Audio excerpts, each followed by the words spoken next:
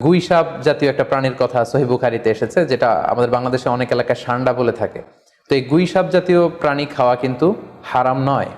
আমরা সহিহ বুখারীর বর্ণনায় জেনেছি যে আল্লাহ রাসূল সাল্লাল্লাহু আলাইহি ওয়াসাল্লামের স্ত্রী মাইমুনা রাদিয়াল্লাহু তাআলা আনহার বাসায় আল্লাহ রাসূল সাল্লাল্লাহু আলাইহি ওয়াসাল্লাম সহ অনেক সাহাবারা খেতে বসেছিলেন। সেখানে একটা প্লেটে গুই সাপকে ফ্রাই করে দেওয়া হয়েছিল। তো রাসূল সাল্লাল্লাহু আলাইহি ওয়াসাল্লাম খেয়াল না করে সাধারণ গোশত মনে করে সেখানে তিনি হাত দিচ্ছিলেন।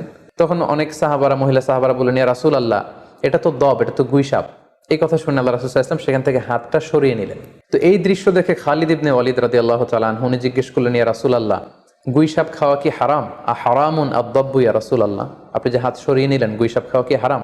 আল্লাহ রাসূল সাল্লাল্লাহু আলাইহি ওয়াসাল্লাম বললেন যে না, গুই সাপ খাওয়া হারাম নয়, তবে আমি এটা খেয়ে অভ্যস্ত নই, আমাদের এলাকাতে এটা পাওয়া যায় না, এজন্য আমি এটা খাচ্ছি না। তাহলে বোঝা গেল এক্ষেত্রে এটা রুচির সাথে সম্পৃক্ত। সো গুই সাপ হালাল বলে যে গুই সাপ আমাদেরকে খেতে হবে, সান্ডা আমাদেরকে খেতে হবে, এমন কোনো কথা নেই। আপনার যদি রুচি